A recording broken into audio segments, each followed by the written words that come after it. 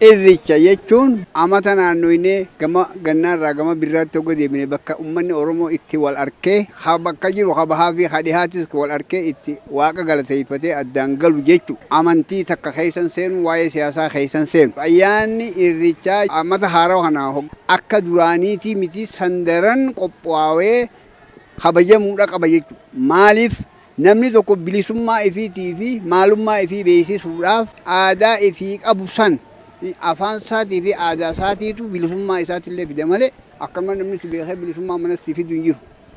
Kana waan ta'eef har'aas borus nagaa keenya eeggachaadha. Nama nuqinaa jiruu fi yaada namaatii fi yaada biyyaatii fi kana maalummaa keenya abbaan waan ifii ni jabeessa. Jabeeffannee itti fufuudhaaf ijoollota keenyaa fi hiriyoota keenyallee ilmaan keenyallee karaa kanatti karaa nagaatii fi ayyaana isaanii kabajatu akka dhaqanii akka daran godhan qophooynee jira. Ayyaanni irreechaa ayyaana qofa osoo hin taane dhimma maalummaa keenyaati. Tokkummaadha. Humna irreechi irree keenya akkuma jenne san guyyaa tokkummaa keenya tokkummaa Oromoodhaa ittiin agarsiifnudha jechuudha. Kanaaf nuti ani fakkeenyaaf akka dargaggoo tokkotti irreecha san irratti hirmaadhee irreecha bara 2017 kana akkaataa inni milkaa'uun dargaggoota na jala jiran hirmaachisee bee irreeffachuudhaaf qophiidha.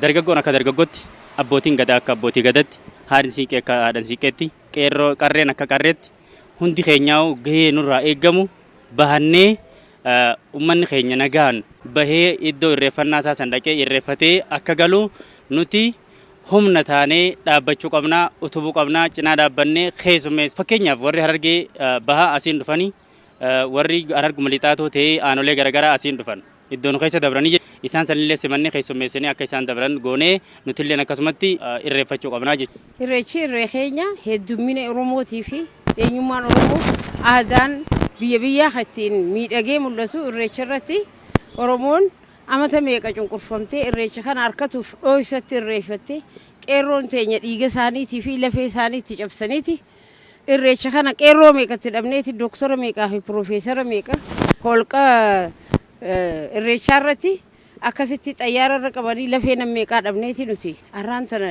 mootummaan jijjiiramaa kun eega dhufee booda ilmaan Oromoodhaa wal gahanii irreeffatanii nagayaan adda galanii ammallee irreechi bika siyaasaatii miti bika amantaatii miti nagayaan namu seenanii irreeffatanii bahuu qabanin jaaga. Dargaggeessi halee du'ee cabee lafeen isaa gannaqamtee nageenya kana fidde sammuu isaanii keessa dhufuu qabdi. Har'aan tana lafee jara saniitii lafee qeerroo saniitiin nageenya kanaa fi irreecha kana harkanne nageenyaan biyya teenya eeyne irreecha godhannaa jaanii nageenya isaanii irratti hirmaatuu qabanin jaa. Ayyaanni irreechaa ayyaana Oromoo tokkoomse haalaan karaa nagaatiin dhaabbanne sabaa sablammiillee ofitti qabnee akka ayyaana keenya san mul'ifan aadaan addunyaa irratti akka nu beekamtuuf tattaafachaa jirra. Oromoon waaqeffattee rabbi tokkuma waaqa garaa garbaa jettee tokkicha kana jabeeffattee bulaa turte Oromoon. Har'as mul'ifachuuf dachii tana Oromummaan deebite aadaan Oromoo guddattee mul'attu waan jeef jecha san irreessa kana haalaan barbaachisaa nuti bara dheengaddaatti dhaynee kabanyee baranaa dhaynee kabajuudhaaf deema. Oromoon biyya jirtu hundinuu gaafa irreechaa Oromoo simatu wal simatan simannaa kanarratti gaafa irreecha dhaynu namni hoggaa wal simatu wal gartuunfata wal harkaa aadaa fi walii dabarfateeti irreeffata gala. Tanaaf dargaggoon teenya shamarran keenya warri deemu sammuu ifiif qopheessee waa hunda ifiif qopheessee dhaquu qaba irreeffatee galuuf. Maaliif biitii fi hoggaa guddatte namni biyya ifiitti gammada. Biitii qabnu tana waan ta'eef ayyaana kanarratti waliin taanee biyya teenya tana nagayaan dabarsuudhaaf qophiidhaan. Irreechi ayyaana amantaan filanne, ayyaana siyaasaan filanne, ayyaana gosoon filanne, ayyaana waliigala Oromoo kan ittiin ayyaaneffattu jechuudha.